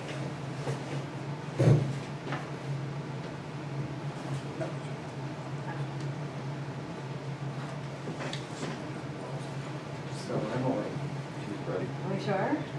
I think so. We can come back to it if anybody wants, but Yeah, I only have 2 more months worth of budget to report on, so there hasn't been a whole lot of change. I think last time we met, we had 95% accounted for, now we have 96% accounted for. So I'll just highlight a few things that I think might have questions attached to them, which are line 1210, the special education line. We have 12% remaining. That is because we still need to be invoiced by Marshwood for the May and June, months of May and June. And we are in our first year of this whole monthly billing thing with them, which we discussed last meeting. So, you know, it's still kind of an iterative process. We hope that this year we're significantly more accurate than we were last year, and that next year will be more accurate than this year. So, next thing I want to bring your attention to is 2630, which is maintenance, and that's 40% over, a little more than 40% over. And that is because of encumbrances for some work that's being done over this summer, which are the cupola. And then we also have the phone and bell system, updating the doors and locks, and an engineering study for a new entrance that is going to be more secure and also accessible. Those last 3 things we applied for a grant through the state for, and we are still waiting. That they come to around 63,000, so hopefully we can get a grant to offset that, and then we'll come back with the extra. Yeah. When's the cupola gonna be done? I think it's being done right now. It wasn't done Monday, okay. It's not, No, it's scheduled for August. oh, excuse me, okay. This summer. This is ours. Yeah, it is August, that's true, so it Works could out be worse. being done right now, as we speak. They weren't on the roof this morning when I got there. They were, okay, good to know. Only my kids were on the roof. Still being held together by the chicken wire. Yeah. We have a bunch of other stuff going on this summer. The annex and the kindergarten roof is being done, which was the warrant article from last March. They're paving the kindergarten loop. They're resurfacing the gym floor, and then just lots of other smaller maintenance projects. And then 5221 is the transfer to food services, and that shows as 100% still unspent, and that's because we paid the sum at the end, so that'll be reflected in that end of year report. So those are the things that I wanted to point out. If you have questions on this year's budget, I'm happy to answer them, or I could move on to kind of our what's going on with next year. Do you prefer? Yeah. I have a question. I know it's not the end of the year yet, so Yeah. when will you be paying out the 75,000 you anticipate putting in the building fund?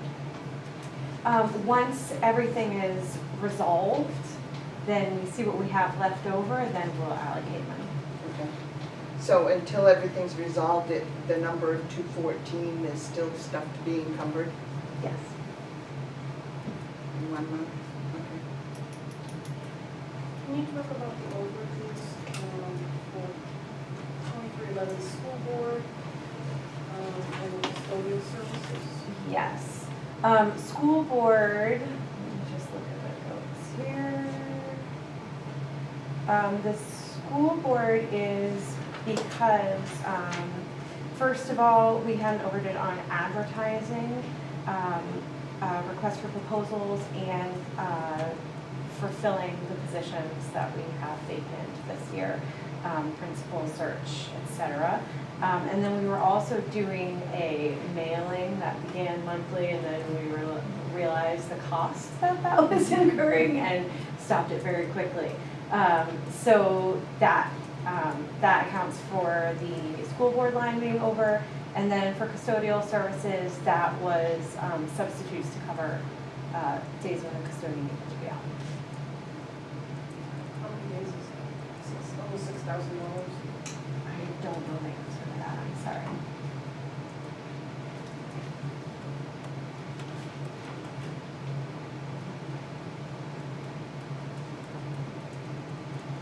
I will, yeah. I asked last month about total package for the principal. When can I have that? I don't have the total package, but his salary is $93,000. Okay. And then if you need the rest of the numbers minus the health. You can give the rest in October. Okay, great. 93. Thank It's you. a good segue to next year. Our new principal, Rich Hartford, has begun, is working hard and doing great things already, along with Bob Gonomsky, who's the new new superintendent, excuse me. They were both part of our board retreat, last week, 2 weeks ago, and seem to be doing great work already, so we're very happy with that. We have had a number of resignations this year that we did not expect, both professionals and paraprofessionals, so we're gonna have some new hires next year that we have not accounted for budgeting wise, so we could have some question marks as far as that goes. Have you, as you were previously kind of losing staff, you were leaning more towards the co-teaching model, where is that now? Yeah, we have actually discussed making sure that we're right-sizing the staff as we have done in the past and seeing exactly what we need. And you know, we're hiring accordingly to what we believe that we need, but we've definitely been having those discussions to make sure. Have you taken any more steps towards co-teaching now? Toward the co-teaching, well, that's more of an inter-building thing. What I know about it is really only anecdotally, but I do know that there's still co-teaching happening at the school. I'm not sure. I think it'll be interesting to see, you know, what happens this coming year under a new principal, who has a different way of doing things. So it'll be an interesting transition to see how things move forward with the new superintendent and principal. But, yeah. Can you, so can we get some details around the custodial services overage for the next meeting? And also, Judy had said that there were some changes coming down the line, can you speak to that? Changes in custodial services? Well, the facilities manager, something. No, I just said stay tuned, there'll be things that'll be discussed. Oh, About I this think, meeting? No, I don't know, the school board meeting. Oh, yeah, I think that was just, you know, the school board will continue this year to focus on making sure we're pooling resources with the town. I think that okay. that was what that was referring to, and that's definitely for the school board. All right, so yeah, if we could just have some details around, overage on custodial service, maybe a little more, granular information. What else? Capital school improvement projects for the next 5 years. We have a plan for the secure and accessible entry reconfiguration. If anyone's been up those stairs, the front main entrance of the school, it's not very accessible. So we are doing an engineering study for that, so we'll see what comes of it. And what else? Ventilation projects, heating projects, ceiling tiles and plumbing throughout the school. Those two things are kind of being handled piecemeal each year, but there are definitely some things coming down the pipe that we're thinking about and that's why we established the capital improvements fund. So hopefully it won't be too much of a headache. Can you talk about any anticipated enrollment changes with those? I don't know of any. I know that our kindergarten this past year was large. I know that it will be again this coming year. And I have heard tale that the largest growing population in our town right now is between the ages of 2 and 5. So as much as you can anticipate what that means for RGS is about as much as we can anticipate. What about enrollment changes for the Marshall school system? Are you anticipating any new students this school year? Have you heard anything about that? I haven't heard anything. I think there's one or two, because I know residency requirements have been discussed and we're going to formalize those. How'd you get your information on 2 to 5 year olds? I got it from my board chair. I'm not sure where she got it. That's right. There are projections out there about towns and how fast they're growing and where they're going from. Is that a projection on average or just the town? Just the town, just Yeah. the town. If you maybe Google demographics data in New Hampshire, I mean, there's, I don't know, it's the Department of Labor, Department of probably Economic Development, has a whole, any department, they have a whole lot of demographics. They're particular to individual towns. They say the average assessed value, the age demographics, you know, so that's, it is kind of interesting to look at that. You could get it off the town inventory. No, you have to compile that. And if it's not right there on our website, these things come in for pieces of paper. How many were enrolled for this period and how many were enrolled for next year? I don't have the enrollment for next year, but I know we're around 155, 156 closing out the year this year. Somewhere in that area. So last year, we budgeted, I think, $30,000 in the event, there were unexpected students that were added. Did that get used? You may remember that we have now created a reserve fund, which was not funded. So we intend to fund it. The intention is that next year there'll be a warrant article for if there's money available at the end of this budget year that will fund that, and it will not be in the budget next year. It will not be in our next year's budget. That's the intention. So we did this last year. Yes, indeed it was. So we didn't get used. But, yeah. It didn't get used? Not yet, not that we know, not yet. Right. So we haven't received all of our grants from Marshall yet. Thanks.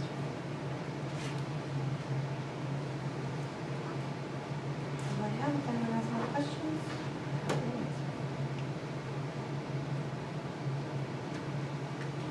All right, shift over to Frank then.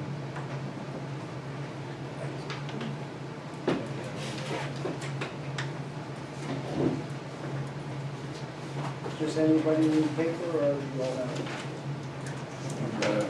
I need one, misplaced mine.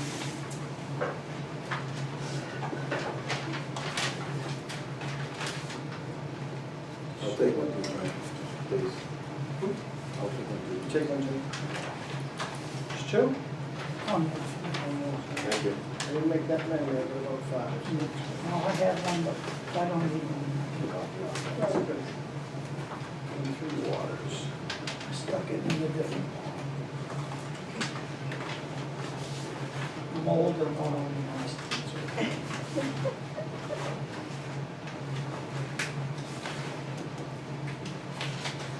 Frank, do you want to, once that's passed around, do you want to give a short brief or just open it up to questions? How do you want to do it? Well, let's just open it to questions as getting ready. Which one do you want to start with, water or Oh, sewer? I'm sorry. Let's do water first.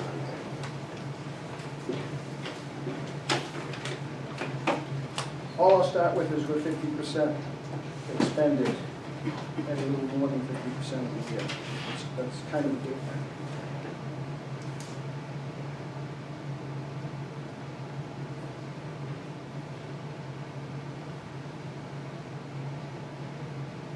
Any concerns for the rest of the year? Again, not having a crystal ball, but anything you're anticipating? Not for the rest of this year. You never know how you're gonna test when you do the lead and copper tests. We had our last test, we passed, which was good. When you don't, you have mailings and extra costs associated. Lab equipment and lab supplies continue to be a problem. We're doing things differently, and it's gonna, we needed a lot more equipment than we originally anticipated. At the time, well, I should say the budget hadn't changed for several years, so that's incorrect. We need more equipment than we had. We've been purchasing that equipment, and we will continue to do that. That's the lab thing. We've gone wireless, and we've got electronics where we're doing the testing on at the site, at the water site, and there's no jotting it down on a piece of paper and bringing it back to the plant and then wondering what did I, we don't have, did somebody write it wrong, did somebody, we're 100% wireless now with all our readings from, actually for water and sewer, we're doing all our tests. Is that internet connected to the internet? Is it connected to the internet? The wireless? I'm just hearing something right now, you're on about vulnerability to Russian hackers. The water systems being, They want to know how much, being hacked. they want to know We don't have automated, we're not automating the system as it's run, right? the system, from the water system as well, we've made some changes where we're getting more consistent water, and that's because the well that for 10 years everyone's been afraid of, which is the well Porter. Everyone's been afraid of because of it's complicated. We're now running it 5 days a week instead of 7 days a week. We're now getting a better blend of water throughout the system. But to bring that well up and running the way that we need to be running, we've got to do some electrical, communication changes. So we got that now. And then the new well that we brought in, we're seeing is using more electricity. I'm surprised nobody said anything about that yet, but our electric costs have gone up there. And that's our new pump and our new well, and we didn't have any history with that. So now that that's up and running, the new, more efficient, low-speed pump seems to be using more electricity than the old one that was running more, so we're not quite sure what's happening with that. Work in progress. Yeah. John, are you asking whether water and sewer have operational systems that were connected to the internet such that they could be vulnerable to hacking? I did make, I was, Yeah. now half, And is the answer yes? We could, our reporting could be hacked, but it's reporting directly to the state. I think that's different than. yeah. Yeah, he's only. They could shut down the water. Yeah. They can't shut down the water or No, shut they- down no, the they sewer. cannot shut down the water. That's the vulnerability that. No, we have a system, I understand you, John. I'm sorry. No, It was your answer was half a good. chuckle. So we're entirely wireless, so yes. We'll leave it at that. Any other questions with water?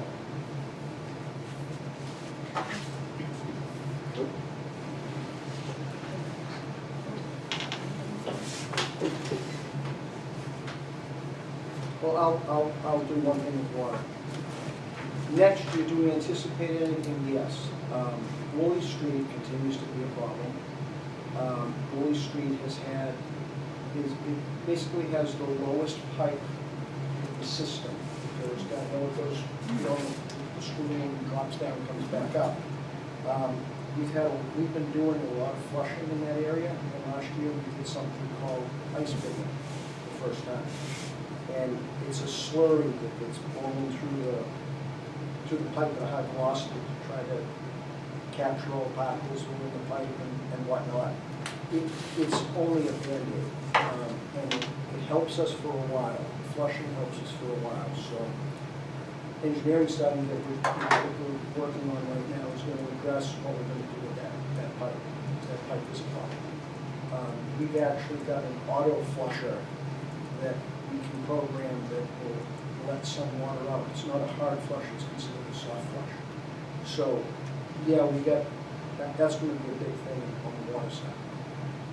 As well as our corrosion control. I mentioned that we wouldn't have information until November. We've got a grant with the state. It's a $40,000 program for which we only pay 20. The state pays 20, we pay 20. And that's going to help us a lot. We may be introducing a chemical into the system that many other communities use. What that chemical does is it latches on to the corroded pipes. It's not lead, not copper, it's iron. So what happens is the chemical will latch onto the iron, it will be coated so that the iron is less of a problem. Many other towns do it, but we're looking at the pros and cons of doing it. You don't have to replace that pipe as soon. But the concern that we have is, okay, that one pipe that's got a problem. Right now, last week, we were looking at, okay, how many pipes are constructed that way in the town? How many do we really have to address? And what's the best way to address it? Is that chemical, not this flushing, short term, is that chemical? Then there's an epoxy type item that can coat the pipes with. You might end up with a 5-10 year plan to coat all the pipes that are like that. It goes in and cuts out the inside of the pipe, coats it, and then they tell us that they go for 99 years. I don't know if I agree with that. So those are the things we're looking at. That's the water side. Right, thanks. Okay, sewer question. One question, the engineering study that you mentioned for the pipe, is that something that you're doing this year in this budget, or is that something you're going to need? That's this year in this The budget. engineering study is, okay, thanks. And that study's due in November, which is why you're going to have be scrambling to get the budget ready December. Well, we actually have two. We have that. We have a asset management program that's helping us as well. So between the two, we're looking at the asset management programs on the sewer side. So we're working on the water and the sewer. But that's why we have two separate budgets.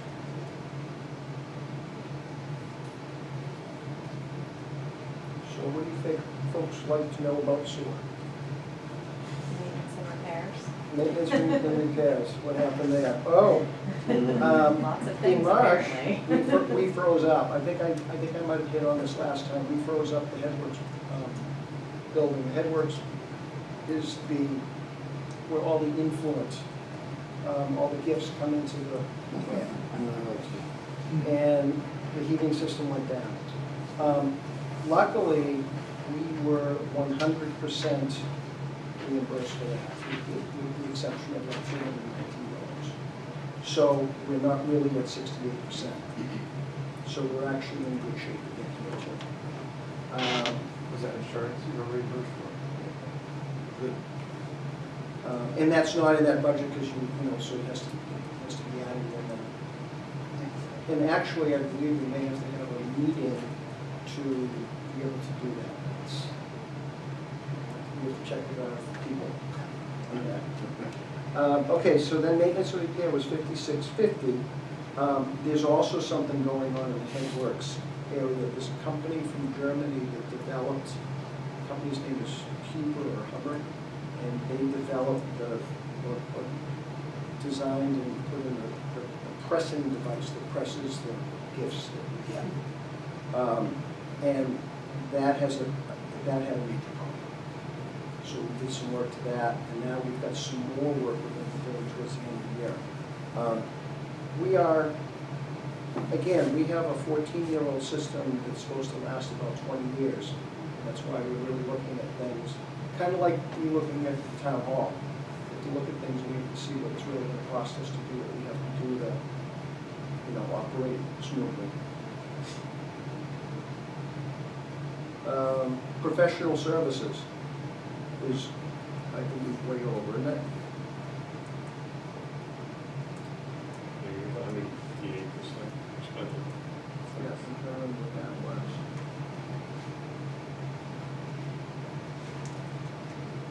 That was the engineering, and that is actually in the wrong area. Some of the engineering, or the engineering that's being done was actually a warrant article item, so that's gonna be removed. The engineering got put in there by mistake. So that was warrant article that was the year before's money that we had to bill. So the warrant article money is never in the budget. So that's about all I got. So with all the other maintenance and repair stuff that you see for the remainder of the year, do you think we still come in? Yeah. Of course, Good. We can't predict. You can say I it mean- today, but tomorrow you might change I mean, that. we had a understand tree come down in the completely. last storm. And, we've looked at, our area, and the questions that I was asking today were, hey, is that tree in our land? Is that tree in someone else's land? We've got to go look at that. And we've got to, and looking at taking maybe another layer back of trees. Because some of those trees are so tall, they could end up in our ditches. So, and the ditches are the first place that the gifted water goes after. After it comes I out. love that. I have a question, it's just a large question based on, I don't know what I heard you say, but I'm just curious about this. The separation of water and sewer, is that mandated? Is that something you do because it's just easy for Water you? and sewer used to be separate for many, many, many years. Separate entities? Separate entities. And they were combined in this, like 1973. And I don't know enough about it. It's something you said just isn't. Are there advantages to having, to merging? Absolutely. There are advantages, but there are certain challenges because to have one superintendent do both of those things is So two superintendents, one for one. usually there's two superintendents and we have one. And I think it was in the 90s. I'm not sure. There were things that happened in the 50s, the 70s, and the 90s. So all I can tell you is it's mind-boggling what the superintendent, we're so happy with the superintendent, because that's the great thing. Good. So. That's all I got.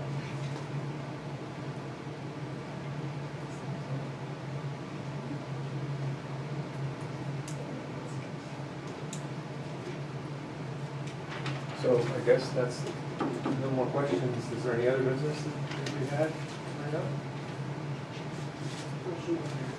Second. You didn't say it loud enough, Joe. No, Is that a motion to adjourn? Yes, I Is was. that a second from Kim? Kim heard that. All in favor, say aye. Aye. Anyone opposed? My only job. It was a really important one. I appreciate it.